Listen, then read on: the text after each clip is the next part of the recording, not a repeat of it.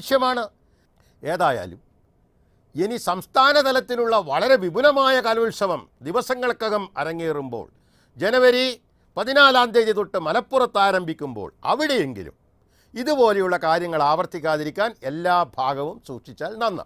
പ്രത്യേകിച്ചും തിരുവനന്തപുരത്ത് ഇങ്ങനെയൊരു സംഭവം ഉണ്ടായതിനെ തുടർന്ന് ഇപ്പോൾ മാധ്യമ സംഘങ്ങളും അതോടൊപ്പം തന്നെ സംഘാടക കാര്യങ്ങളുമായി ബന്ധപ്പെട്ട അധ്യാപക സംഘടനകളിലെ സജീവ പ്രവർത്തകരും അവരിലും ഒരുപാട് ചെറുപ്പക്കാരൊക്കെ ഉണ്ട്. അധ്യാപകർ എന്ന് പറഞ്ഞാൽ എല്ലാവരും 50 വയസ്സും 45 വയസ്സും കഴിഞ്ഞവരൊന്നും അല്ലല്ലോ. അവരിലും ചോര തിളക്കുന്ന യൗവനമുള്ള പരശതം അധ്യാപകരുണ്ട് ഈ സംഘാടക രംഗത്തൊക്കെ, അതുപോലെ തന്നെ മാധ്യമ പ്രവർത്തകരുടെ രംഗത്തും. അപ്പോൾ ഈ തിരുവനന്തപുരത്തെ ദുരനുഭവത്തെ മുൻനിർത്തിയുള്ള ചില ഓർമ്മകളുമായി അവിടെ എത്തി നിൽക്കുന്ന ആളുകൾക്കിടയിൽ ഒരു ടെൻഷൻ, സാധാരണ നമ്മൾ അതിന് ഒരു മലയാളം പറയേണ്ടുന്ന കാര്യമില്ലല്ലോ, ആ ടെൻഷൻ ധാരാളം ഉണ്ടാകുന്ന ഒരു സന്ദർഭം ഒഴിവാക്കേണ്ടതാണ്. അല്ലെങ്കിൽ വളരെ നിസ്സാരമായ കാരണങ്ങളാൽ സംഘർഷത്തിനോ അല്ലെങ്കിൽ അതുപോലെയുള്ള അസ്വാസ്ഥ്യങ്ങൾക്കോ ഇടവരും.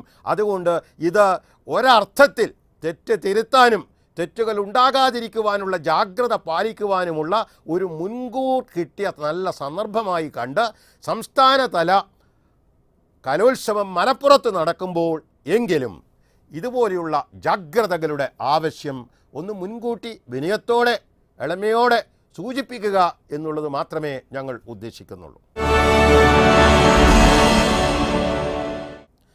എന്തുകൊണ്ട് സംസ്ഥാന തല കലോത്സവം ഭംഗിയായി നടത്താൻ നമുക്ക് സാധിക്കണം? അത് ഇപ്പോൾ 53ാമത്തെ കലോത്സവമാണ്. സംസ്ഥാന കലോത്സവം, സംസ്ഥാന സ്കൂൾ കലോത്സവം എന്ന് തന്നെ പറയണമല്ലോ. സാധാരണ പറയാറുണ്ട് ഏഷ്യയിലെ ഏറ്റവും വിപുലമായ കലോത്സവം. എന്തിന് ഏഷ്യ എന്ന് മാത്രം ഒതുക്കി പറയണം? ലോകത്തിൽ തന്നെ ഇത്രയധികം ആളുകൾ പങ്കെടുക്കുന്ന ഈ 7 ദിവസം കൊണ്ട് നടക്കുന്ന മറ്റൊരു കലാമേള ഇല്ല എന്ന് പറഞ്ഞാൽ അതിൽ യാതൊരു സംശയവും വേണ്ട, സത്യമാണത്. 10,000-ലേറെ വിദ്യാർത്ഥികൾ മാറ്റുരക്കുന്നു, മത്സരിക്കുന്നു. ഏതാണ്ട് 200ഓളം ഇനങ്ങളിലായിട്ടാണ് ഇത് നടക്കുന്നത്.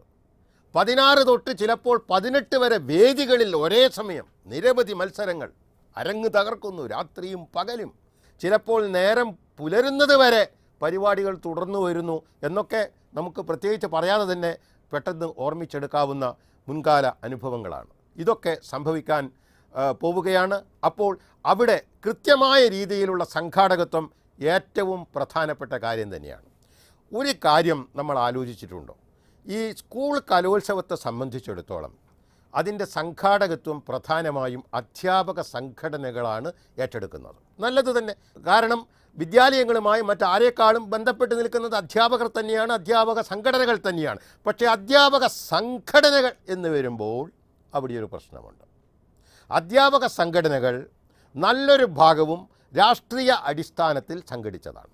പിന്നീട് ഇത് അധ്യാപക സംഘടനകൾ വേർതിരിച്ചാണ് ഏറ്റെടുക്കുന്നത് എന്നാണ് മനസ്സിലാക്കുന്നത്. കൃത്യമായ വിവരം ഉള്ളവൻ ഇപ്പോൾ സ്ഥിരീകരിച്ച് പറയാൻ പറ്റുകയില്ല. പക്ഷേ സമക്ഷത്തിൽ ഈ വിഷയം അവതരിപ്പിക്കുന്നതിൻ്റെ മുന്നോടിയായി മുൻകാലങ്ങളിൽ ഇത് റിപ്പോർട്ട് ചെയ്ത പ്രധാനപ്പെട്ട റിപ്പോർട്ടർമാരുമായി സംസാരിച്ച പശ്ചാത്തലത്തിലാണ് പറയുന്നത്.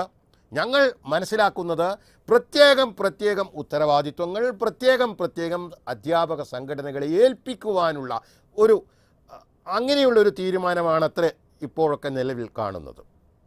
ഇതിൽ ചിലപ്പോൾ നേരിയ ചില ഭേദഗതികൾ കാണാം. ഇപ്പോൾ ഭക്ഷണ വിതരണത്തിന് വേണ്ടി ഒരു അധ്യാപക സംഘടനയിലെ ആളുകൾ വിധികർത്താക്കളെ നിശ്ചയിക്കുന്നതും അല്ലെങ്കിൽ അവർക്ക് വേണ്ടുന്ന സാഹചര്യങ്ങൾ ഒരുക്കുന്നതിനും അതുമായി ബന്ധപ്പെട്ട സംഘാടക കാര്യങ്ങൾ നിർവഹിക്കുന്നതിനും മറ്റൊരു സംഘടനയിൽപ്പെട്ട അധ്യാപകർ ഇങ്ങനെ വിഭജിക്കുമ്പോൾ ഒരു പ്രധാനപ്പെട്ട പ്രശ്നം ഇവർ തമ്മിലുള്ള നേരിയ ചില വാശിയും അല്ലെങ്കിൽ വീറുമൊക്കെ പരസ്പരം കുറ്റപ്പെടുത്താനോ അല്ലെങ്കിൽ ചെറിയ തെറ്റുകളെ തന്നെ പെരുപ്പിച്ചു കാണിക്കാനോ അല്ലെങ്കിൽ നേട്ടങ്ങളെ തങ്ങളുടേതാക്കി ചിത്രീകരിക്കാനോ അങ്ങനെയൊക്കെയുള്ള ചില വാസനകൾ വളരെ സ്വാഭാവികമായി തന്നെ കാണും. ഇത് അത്രത്തോളം നിഷ്ഠ പാലിക്കേണ്ടുന്ന ഒരു കാര്യമാണോ? ഇതിലൊരു ചെറിയ മാറ്റം വരുത്തിക്കൂടെ? അധ്യാപക സംഘടനകൾ പലതുമുള്ള സ്ഥിതിക്ക് എല്ലാ പ്രധാനപ്പെട്ട സംഘടനകളിലും ഇനി അപ്രധാനമായ സംഘടനകളുണ്ടെങ്കിൽ അവയിൽപ്പെട്ട ആളുകളും ഇവരെല്ലാം കൂടി ചില കാര്യങ്ങൾക്ക് വേണ്ടി കൂട്ടായി ഉത്തരവാദിത്വം ഏറ്റെടുത്തുകൂടെ? അങ്ങനെയാണെങ്കിൽ അവിടെ ഒരു സഹകരണത്തിൻ്റെ ഒരു ആവശ്യമുണ്ട്. ഏതായാലും സഹകരണം ഒരു കാര്യത്തിൽ കണ്ടത് നന്നായി. അധ്യാപക ഐക്യവേദിയുടെ പേരിൽ ചില പ്രതികരണങ്ങൾ പോസ്റ്ററുകളായി തിരുവനന്തപുരം റവന്യൂ ജില്ലാ കലോത്സവത്തിൻ്റെ ആ പശ്ചാത്തലത്തിൽ ഉണ്ടായി. ഈ ഐക്യം മറ്റു മേഖലകളിലും അധ്യാപക സംഘടനകൾക്ക് ഉണ്ടാക്കിയെടുക്കാൻ തീർച്ചയായും സാധിക്കും. അങ്ങനെയാണെങ്കിൽ ഏതെങ്കിലും രാഷ്ട്രീയ പാർട്ടിയുടെ അധ്യാപക സംഘടന ഒരു പ്രത്യേക കാര്യം ഏൽക്കുന്നതിന് പകരം, അല്ലെങ്കിൽ ഒരു പ്രത്യേക കലോത്സവ നടത്തിപ്പുമായി സംബന്ധിച്ച ഒരു പ്രത്യേക മേഖല ഏറ്റെടുക്കുന്നതിന് പകരം എല്ലാവരും പരസ്പരം ഒന്നിച്ചു നിന്നുകൊണ്ട് പ്രവർത്തിക്കാൻ നമുക്ക് സാധിച്ചാൽ എത്ര നന്നായി. ഇനി മറ്റൊരു കാര്യം, അധ്യാപക സംഘടനകളിൽപ്പെട്ടവർ മാത്രം എന്നുള്ള രീതിയിൽ ഇതൊക്കെ നിയന്ത്രിക്കേണ്ടുന്ന കാര്യമുണ്ടോ? കലാമേളയല്ലേ നടക്കുന്നത്. അപ്പോൾ കലാരംഗത്തുള്ളവർ, സാംസ്കാരിക പ്രവർത്തകർ, സാഹിത്യരംഗത്തുള്ളവർ, സാമൂഹ്യ പ്രവർത്തനത്തിൽ സന്നദ്ധ സംഘടനകളിലും മറ്റും പെട്ടവർ, ഇവരെല്ലാം ഉൾപ്പെടുന്ന കുറച്ചുകൂടി വിശാലമായ ജനകീയ തലമുള്ള കമ്മിറ്റികളായാൽ അത് കുറേ കൂടി നല്ല കാര്യമല്ലേ. ആലോചിക്കാൻ അധികൃതർക്ക് സമയമുണ്ടെങ്കിൽ ആലോചിച്ചാൽ നന്ന് എന്ന് അപേക്ഷിക്കാൻ വേണ്ടി മാത്രമാണ് ഈ വക കാര്യങ്ങൾ ഇപ്പോൾ പറയുന്നത്. ഏതായാലും ഇത്തവണ ഇതെല്ലാം പരിഗണിച്ചുകൊണ്ടുള്ള ക്രമീകരണങ്ങൾ മലപ്പുറത്ത് നടത്താൻ ഇനി ദിവസങ്ങളില്ല. ഏതാനും 2-3 ദിവസങ്ങൾക്ക് ശേഷം മലപ്പുറത്ത് ആരംഭിക്കാൻ പോവുകയാണ് 53ാമത് സ്കൂൾ കലോത്സവം, സംസ്ഥാന സ്കൂൾ കലോത്സവം. 1956 തുടങ്ങിയത്. എന്നാൽ ഇത് 57ാമത്തെ കലോത്സവം ആയിരിക്കേണ്ടതാണ്. പക്ഷേ അതിനിടയിൽ 4 കൊല്ലം ഇത് നടന്നില്ല. 1966, 1967, 1972, 1973 ഇങ്ങനെ 4 വർഷങ്ങൾ നടന്നില്ല. അതിന് തക്കതായ മതിയായ കാരണമുണ്ടായിരുന്നു. ഓർമ്മപ്പെടുത്തുക മാത്രം, പാകിസ്ഥാനുമായി നമ്മൾ യുദ്ധത്തിലേർപ്പെട്ട ആ 4 വർഷങ്ങളിലാണ് 2 തവണകളായി ഉള്ള 2 വർഷങ്ങൾ തുടർച്ചയായി 2 തവണ, അങ്ങനെ 4 തവണ ഈ കലാമേള നടത്താൻ സാധിച്ചില്ല. അങ്ങനെ 53ാമത് കലാമേളയാണ് ഇത്തവണ മലപ്പുറത്ത് നടക്കുന്നത്. ഇതിന് ഇത്തവണ ഒരു പ്രത്യേകത സൂചിപ്പിക്കാനുള്ളത്, ഈ 2012 ജൂലൈ മാസം പൊതുവിദ്യാഭ്യാസ ഡയറക്ടർ പുറപ്പെടുവിച്ച പ്രത്യേക ഉത്തരവ് പ്രകാരം 1990കളിൽ ഉണ്ടായ കലോത്സവ മാനുവൽ വീണ്ടും ഒന്ന് പരിഷ്കരിച്ചിട്ടുണ്ട്. ആ പരിഷ്കരിച്ച മാനുവൽ പ്രകാരം ഏറ്റവും പ്രധാനപ്പെട്ട ഒരു മേഖലയിൽ ശ്രദ്ധ ഊന്നാൻ എന്ന് തന്നെ കരുതാം. ഈ അപ്പീലുകൾ കണ്ടമാനം ഉണ്ടാകാറുണ്ടല്ലോ, അതേക്കുറിച്ച് പ്രേക്ഷകരോട് പ്രത്യേകിച്ച് പറയേണ്ടുന്ന കാര്യമില്ല. ഇതുവഴി ലക്ഷക്കണക്കിന് രൂപ വിദ്യാഭ്യാസ വകുപ്പിന് അല്ലെങ്കിൽ ഗവൺമെൻറ്റിന് മുതൽക്കൂട്ടുണ്ട് എന്നൊക്കെ കഴിഞ്ഞ തവണ പറഞ്ഞ കാര്യമാണ്. ഇത്തവണയും അപ്പീലുകൾക്ക് ഒരു കുറവുമില്ല. റവന്യൂ ജില്ലാ തലത്തിൽ ഓരോ ദിവസവും നടക്കുന്ന അപ്പീലുകളുടെ എണ്ണം 100-300 ആണ്. ഒരു റവന്യൂ ജില്ലാ കലോത്സവം കഴിയുമ്പോൾ തന്നെ ഏതാണ്ട് ഒരു 1000-ഓളം അപ്പീലുകൾ ഉണ്ടാകുന്ന സംഭവമുണ്ട്. ഇങ്ങനെ ഈ അപ്പീലിനെ നിരുത്സാഹപ്പെടുത്താൻ വേണ്ടി അപ്പീലിൻ്റെ തുകയിൽ കാര്യമായ വർധനവ് വരുത്തിയിട്ടുണ്ട്. ഇക്കൊല്ലം ആ വർധനവിൻ്റെ പശ്ചാത്തലത്തിൽ അപ്പീൽ കുറയുമെന്നാണ് പ്രതീക്ഷ. പക്ഷേ ഇതുവരെ റവന്യൂ തല അനുഭവം ആ പ്രതീക്ഷയ്ക്ക് അനുസൃതമാണെന്ന് തോന്നുന്നില്ല. ഏതായാലും സ്കൂൾ തലത്തിലുള്ള അപ്പീൽ ഫീസ് വർദ്ധിപ്പിച്ചിട്ടില്ല, അതങ്ങനെ കിടക്കുന്നു. ഉപജില്ലയിൽ 1000 രൂപ, ഇത് 500 ആയിരുന്നു. ജില്ലയിൽ 2500, സംസ്ഥാന തലത്തിൽ 5000. ജില്ലാതലത്തിലും സംസ്ഥാന തലത്തിലും 2 ഇരട്ടിയാണ് വർദ്ധിപ്പിച്ചത്. എങ്കിലും അപ്പീലുകൾക്കൊന്നും ഒരു കുറവുണ്ടാവുകയില്ല. തിരുവനന്തപുരം റവന്യൂ ജില്ലയിൽ ആദ്യത്തെ 2 കലാമേളയുടെ ആദ്യത്തെ 2 ദിവസം തന്നെയും രക്ഷിതാക്കന്മാർ വിധികർത്താക്കളെ തടയുന്നതിൻ്റെ ചിത്രമൊക്കെ പത്രങ്ങളിലും ടെലിവിഷൻ ചാനലുകളിലും കാണാൻ കഴിഞ്ഞ കാര്യം പ്രേക്ഷകർ ഓർമ്മിക്കുമല്ലോ. അപ്പോൾ അവിടെ വിധികർത്താക്കൾക്കെതിരെ ഒരു പ്രതിരോധം അല്ലെങ്കിൽ ഉപരോധം ഇതൊക്കെ സ്വാഭാവികമായി നടക്കുന്നു. ഇതൊക്കെ നമുക്ക് കഴിയുന്നത്ര ഒഴിവാക്കാൻ കഴിഞ്ഞാൽ നന്നായിരുന്നു.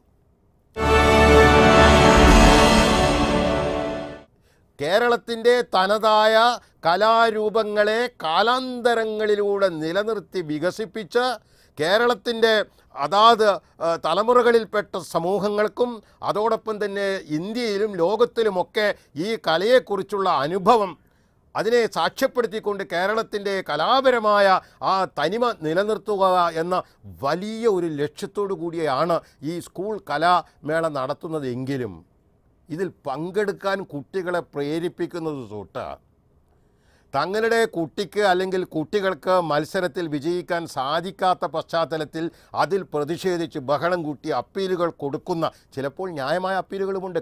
കലാതിലകം, കലാപ്രതിഭ തുടങ്ങിയ, അതായത് 1ാം സ്ഥാനം സംസ്ഥാനത്ത് മൊത്തം, ആ സ്ഥാനം പോലും വിധികർത്താക്കൾ നിശ്ചയിച്ചത് തെറ്റാണെന്ന് കോടതി പറഞ്ഞ് മാറ്റി കൊടുക്കേണ്ടി വന്നിട്ടുണ്ട്. പക്ഷേ ഈ മത്സരത്തിൻ്റെ വീര്യം നിലനിൽക്കുന്നിടത്തോളം കാലം വലിയ അസൗകര്യമാണ്. ഈ ഗ്രേസ് മാർക്കാണ് ഇതിൽ ഏറ്റവും പ്രധാനം.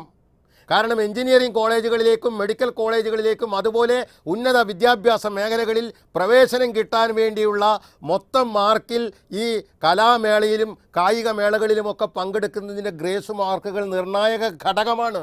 ഞങ്ങളിതിന് മുന്നേയും സമക്ഷത്തിൽ ഈ കാര്യം പറയുന്ന കൂട്ടത്തിൽ സൂചിപ്പിച്ചത് ഒന്ന് ആവർത്തിക്കുകയാണ്. ഈ ഗ്രേസ് മാർക്ക് നിർത്തിയെന്നിരിക്കട്ടെ, ഇന്ന് പങ്കെടുക്കുന്ന 10,000 കുട്ടികളിൽ 1000 കുട്ടികൾ ബാക്കിയുണ്ടാവുകയില്ല മത്സരവേദിയിൽ. അതാണ് സത്യം.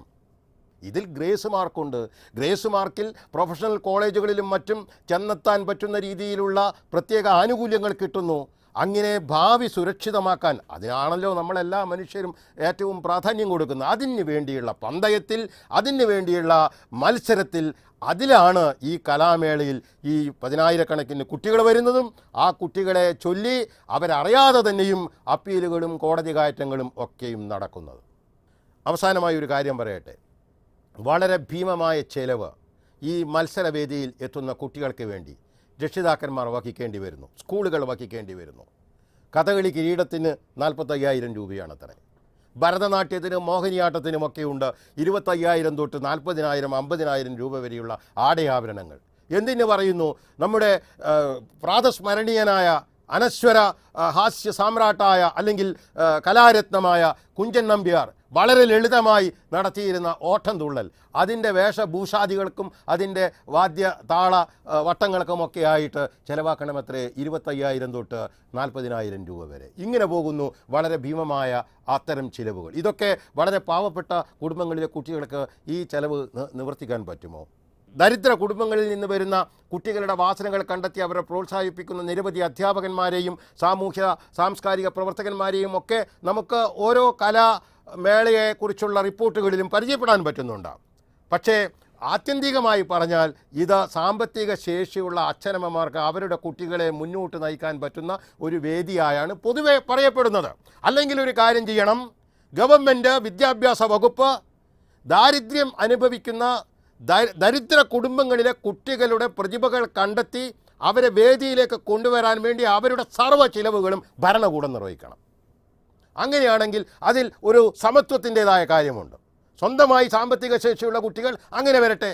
അല്ല, സാമ്പത്തിക ശേഷി ഒട്ടുമില്ല, കഴിവുണ്ട്, പ്രതിഭയുണ്ട്, കലാപരമായ സിദ്ധികളുണ്ട്, അവർക്ക് അത് പ്രകടിപ്പിക്കാനുള്ള സാമ്പത്തിക ശേഷിക്ക് അർഹതയുണ്ട് എന്ന് തെളിയിച്ചു കഴിഞ്ഞാൽ അവരെ സഹായിക്കാനുള്ള ഒരു പദ്ധതി നമ്മുടെ ഭരണകൂടത്തിന് വേണം.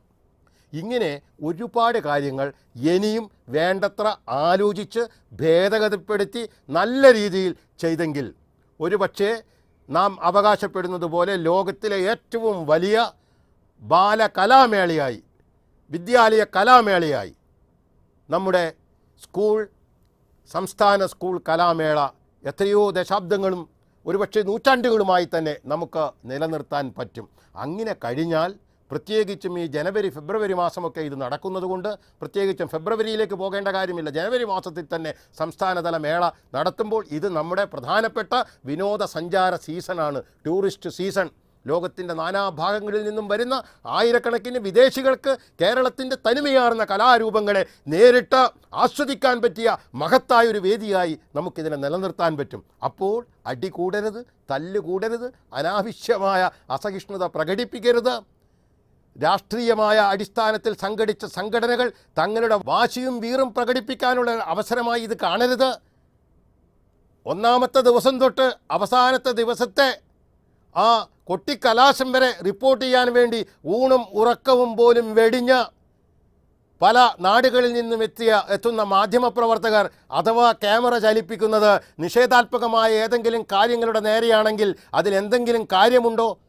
അവർക്ക് വേണ്ടത്ര വിശദീകരണം കൊടുക്കാനുള്ള സന്ദർഭം തങ്ങൾക്ക് ഉറപ്പുവരുത്തിക്കൊണ്ട് അങ്ങനെ ചെയ്യുന്നതിന് പകരം അതൊക്കെ നേരിട്ട് കളയാം എന്ന് ആരും ചിന്തിക്കരുത്.